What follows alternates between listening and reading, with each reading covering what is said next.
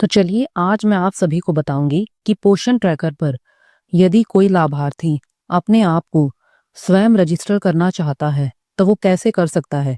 इसीलिए आप सभी इस वीडियो को बिल्कुल अंत तक ध्यान से देखें ताकि आप अपने लाभार्थियों को इसकी सही जानकारी दे सकें। इसके लिए लाभार्थी या तो पोषण ट्रैकर एप्लीकेशन को डाउनलोड करके बेनिफिशियरी लॉगिन से मोबाइल नंबर और ओटीपी डालकर लॉगिन करेंगे या पोषण ट्रैकर .in वेबसाइट पर जाकर लॉगिन करेंगे। इसके लिए लाभार्थी यहाँ पर जाएंगे और सबसे ऊपर ही है बेनिफिशियरी लॉगिन। लाभार्थी बेनिफिशियरी लॉगिन पर जाएंगे। लाभार्थी ने यहाँ पर अपना मोबाइल नंबर डालना है। मोबाइल नंबर डालने के बाद जो नंबर डाला है उसी नंबर पर रिक्वेस्ट ओटीपी करेंगे। लाभार्थी के पास जो मोबाइल नंबर उन्होंने डाला है उस पर ओटीपी जाएगा। 4 अंकों का ओटीपी डालने के बाद आप वेरीफाई ओटीपी करेंगे और वेरीफाई ओटीपी करने के बाद आपके पास इस तरह आता है। आप यहाँ देख सकते हैं कि इस मोबाइल नंबर से अभी एक भी लाभार्थी रजिस्टर नहीं है, यानी कि ऐड नहीं है। हम एक मोबाइल नंबर से 5 लाभार्थियों को ऐड कर सकते हैं।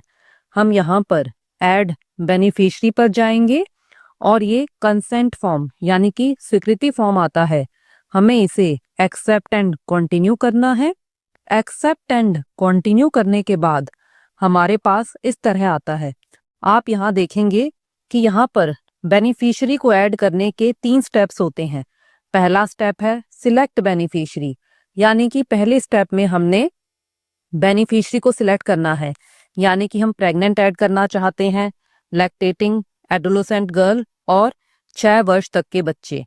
फिर हमारा सेकंड स्टेप आता है लोकेट आंगनवाड़ी सेंटर, यानी कि लाभार्थी को अपने आंगनवाड़ी सेंटर की लोकेशन कि जिस आंगनवाड़ी सेंटर में लाभार्थी अपने आप को ऐड करना चाहता है उसकी लोकेशन। अब थर्ड स्टेप हमारा होता है पर्सनल इंफॉर्मेशन। यहाँ पर लाभार्थी को अपनी व्यक्तिगत जानकारी जैसे नाम, Aadhaar number, date of birth, husband name आदि डालना होता है। तो चलिए मैं आपको एक लाभार्थी जो कि प्रेग्नेंट है को ऐड करके दिखाते हैं। यहाँ पर पहला स्टेप है select a beneficiary to register पर जाएंगे और यहाँ प्रेग्नेंट वुमेन को सिलेक्ट करेंगे। प्रेग्नेंट वुमेन को सिलेक्ट करने के बाद आप नेक्स्ट करेंगे। लाभार्थी जैसे ही नेक्स्ट पर क्लिक करेंगे उनके पास आता है लोकेट आंगनवाड़ी सेंटर, जो कि हमारा सेकंड स्टेप है।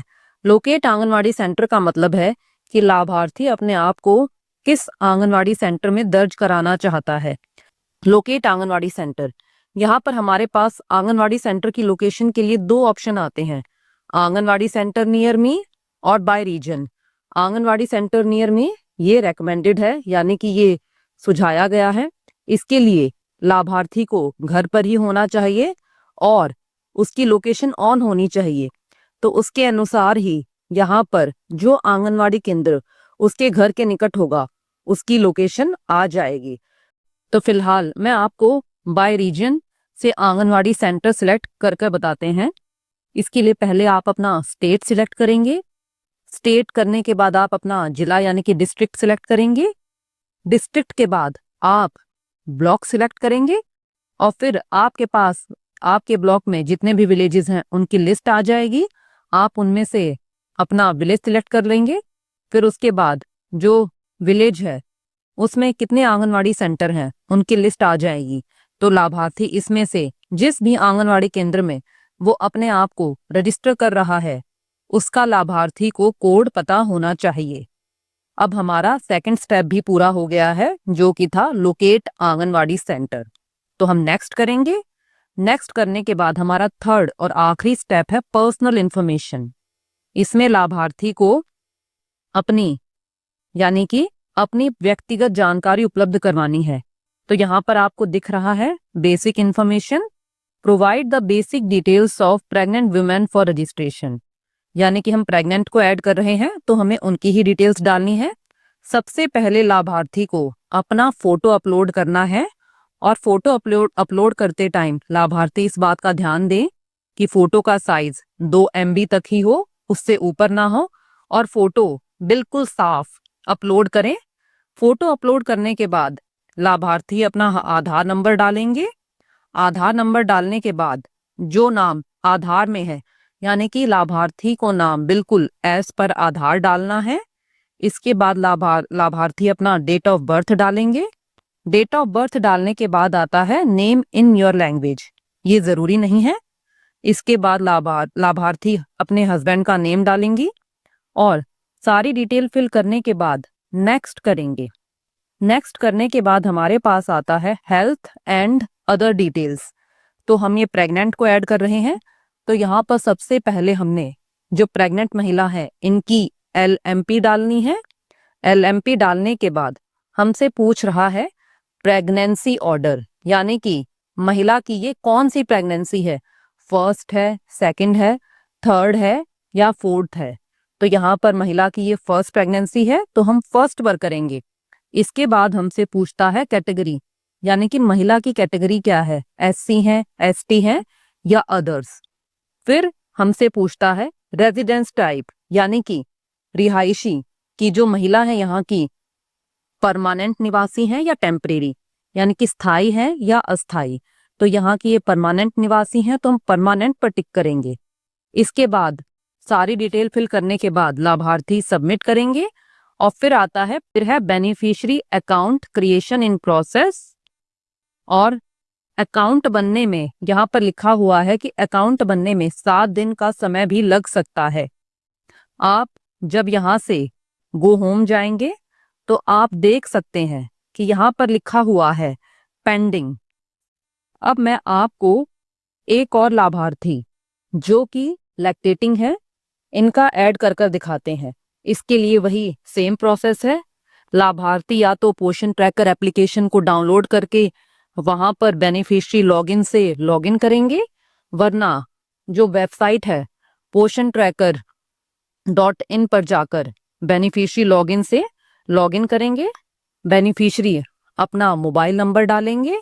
मोबाइल नंबर डालने के बाद जो मोबाइल नंबर उन्होंने डाला है उस पर OTP जाएगा। OTP जाने के बाद वो 4 अंकों का OTP डालकर उसे वेरीफाई करेंगे। फिर वेरीफाई करने के बाद वही ऑप्शन आता है ऐड बेनिफिशियरी। आप यहाँ पर देखेंगे कि इस मोबाइल नंबर से भी एक भी लाभार्थी ऐड नहीं है।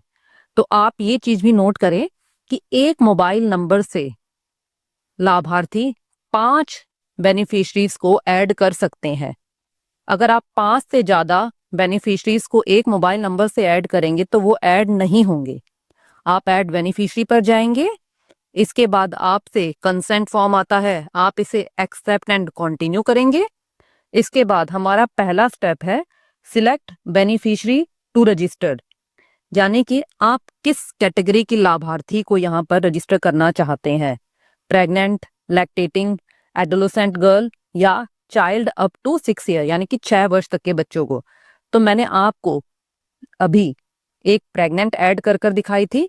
अब मैं आपको एक लैक्टेटिंग मदर ऐड कर दिखाती हूँ। इसके लिए लैक्टेटिंग मदर सिलेक्ट करेंगे और फिर नेक्स्ट करेंगे। इसके लिए आपने वही, अब सेकंड स्टेप है हमारा लोकेट आंगनवाड़ी सेंटर।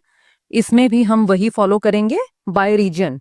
आप बाय रीजन पर जाएंगे तो आपने पहले अपना स्टेट सिलेक्ट करना है। स्टेट के बाद आप अपना जिला सिलेक्ट करेंगे। जिला सिलेक्ट करने के बाद आप अपना ब्लॉक सिलेक्ट करेंगे।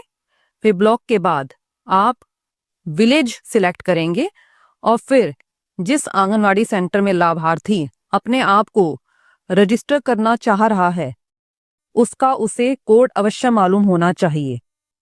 इसके बाद हम नेक्स्ट करेंगे। नेक्स्ट करने के बाद हम देखते हैं कि यहाँ पर है पर्सनल इंफॉर्मेशन। पर्सनल इंफॉर्मेशन में वही है कि पहले लाभार्थी को अपना फोटो अपलोड करना है और फोटो लाभार्थी बिल्कुल साफ, बिल्कुल क्लियर फोटो अपलोड करें। इसके बाद लाभार्थी अपना आधार नंबर डालेंगी। आधार नंबर डालने के बाद अपना नाम, और नाम बिल्कुल एज पर आधार ही डालना है ताकि बाद में कोई प्रॉब्लम ना हो। फिर डेट ऑफ बर्थ डालनी है। डेट ऑफ बर्थ के बाद है नेम इन योर लैंग्वेज, यानी कि अपनी भाषा में नाम, ये कोई कंपलसरी नहीं है। फिर है हस्बैंड का नाम, यानी कि पति का नाम। सारी डिटेल्स फिल करने के बाद आप नेक्स्ट करेंगे। नेक्स्ट करने के बाद आता है हेल्थ एंड अदर डिटेल्स। अब ये हम लैक्टेटिंग मदर का ऐड कर रहे हैं, तो यहाँ पर हमसे बच्चे की डिटेल मांगता है, यानी कि डिलीवरी डेट, यानी कि बच्चे की डेट ऑफ बर्थ। तो हम बच्चे की डेट ऑफ बर्थ डाल देंगे।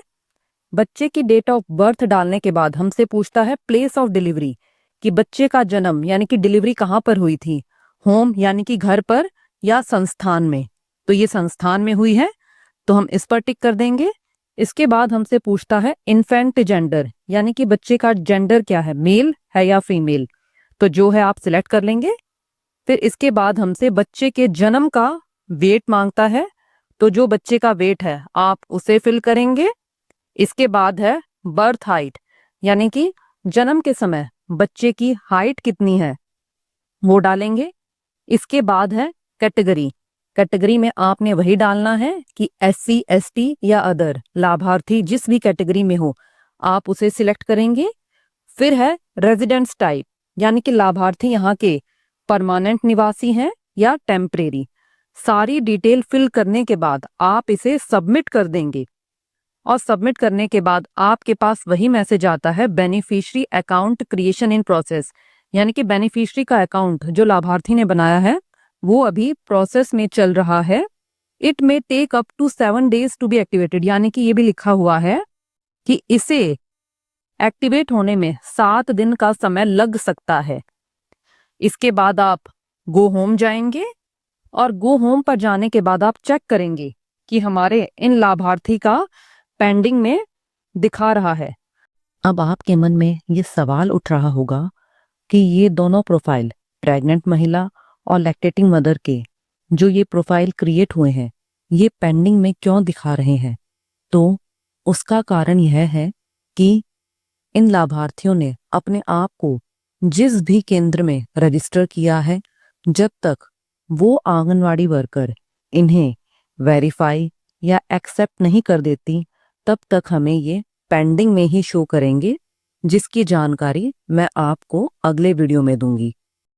अब मैं आपको बताती हूँ कि यदि कोई लाभार्थी ये देखना चाहता है कि उनके मोबाइल नंबर पर कितने लाभार्थी रजिस्टर्ड हैं, तो इसके लिए लाभार्थी पोषण ट्रैकर एप्लीकेशन पर जाकर बेनिफिशियरी लॉगिन से लॉगिन करेंगे, या वही poshantracker.in पर जाकर बेनिफिशियरी लॉगिन से लॉगिन करेंगे, अपना मोबाइल नंबर डालेंगे। मोबाइल नंबर डालने के बाद उनके पास OTP आएगा। OTP डालने के बाद वो वेरीफाई OTP करेंगे। फिर यहाँ पर उन्हें दिख जाएगा कि उनके मोबाइल नंबर पर कितने लाभार्थी रजिस्टर हैं। जैसा कि आप यहाँ पर देख सकते हैं कि इन लाभार्थी के जो फोन नंबर इन्होंने डाला है, जिससे इन्होंने लॉगिन किया है, उस फोन नंबर पर इनके 3 लाभार्थी रजिस्टर हैं। अब यहाँ पर वो 2 बेनिफिशियरी और ऐड कर सकते हैं। तो इस तरह से लाभार्थी देख सकते हैं कि उनके मोबाइल नंबर पर कितने बेनिफिशियरी रजिस्टर हैं, और हम एक मोबाइल नंबर से केवल 5 ही लाभार्थियों को ऐड कर सकते हैं। अब मैं जो प्रेग्नेंट और लैक्टेटिंग वुमेन लाभार्थी ने ऐड करी हुई थी, ये पेंडिंग में थी, ये एक्टिव कैसे होंगी इसकी जानकारी मैं आपको अगले वीडियो में दूंगी।